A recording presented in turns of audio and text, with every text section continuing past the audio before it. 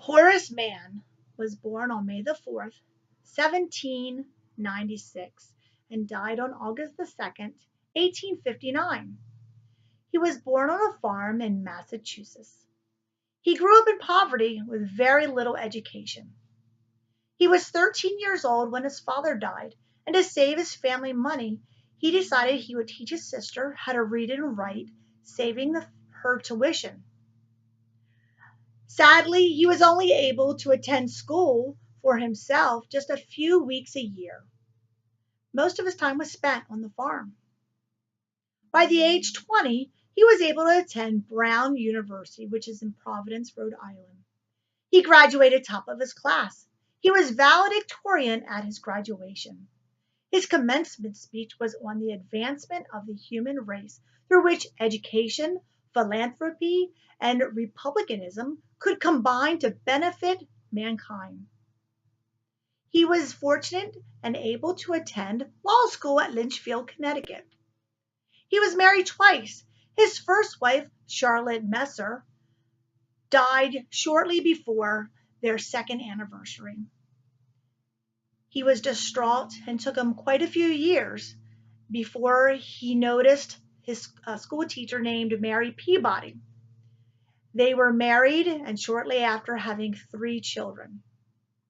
He won a seat in the State House of Representatives. He led a movement there to establish a hospital for the mental illness, which turns out it was the first one in the United States. He served on the Massachusetts Senate. He was the first Secretary of Education for his state. He took a pay cut of 50% to serve as secretary. That goes to show us how much he loved education and believed in it. He was then elected to the United States House of Representatives, where he served 2 terms. He was known as the father of common law. He spearheaded the common school movement. That ensured that every child would receive an education funded by taxes.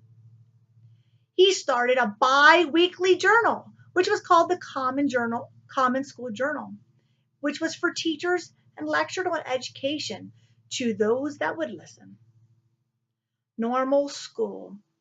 This was teacher school training. He was influential in development of the teacher training school, which was the earliest attempt to professionalize teaching.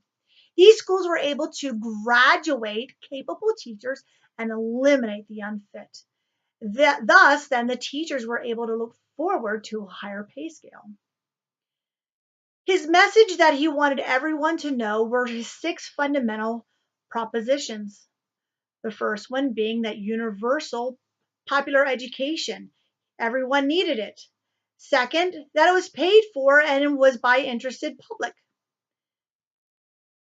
Third, education was provided in schools to embrace everyone, all children.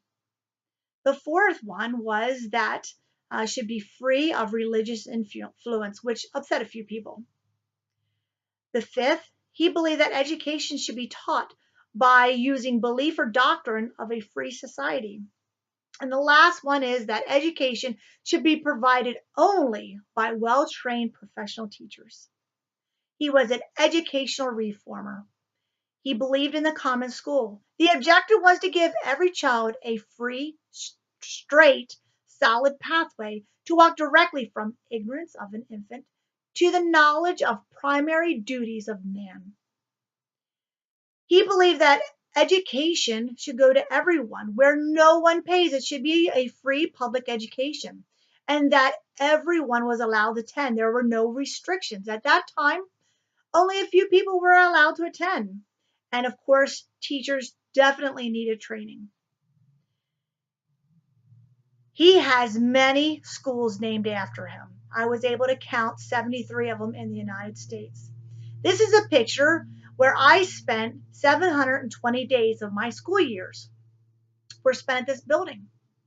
No, sadly, the school was not named after him, but if you notice at the bottom of the slide, the road that the school was built on was named after him. One of his quotes is, "A teacher who is attempting to teach without inspiring the pupil with a desire to learn, is hammering on cold iron. This is a picture of a blacksmith. My husband likes to do a little bit of blacksmithing. You must heat up that piece of metal for it to be able to be pliable, to be workable. The same with a student. If you do not inspire a student, they will not be pliable, mendable, or workable for anything that you want to share with them. Sadly, 2 months before his death, he was able to give a commencement address at a college. And his final words, part of that speech, were, "I beseech you to treasure up in your hearts these my parting words. Be ashamed to die until you have won some victory for humanity." I personally believe that he was a great man. He wanted everyone to be able to be educated. I think that he thought more about others than he thought about himself. That's why he educated his sister, and that he was able to get mental illness hospitals in his state and to be the first one in the United States, and that he wanted free education for all mankind. I hope that you were able to learn a little bit about Horace Mann and that you enjoyed this, and have a great rest of the semester.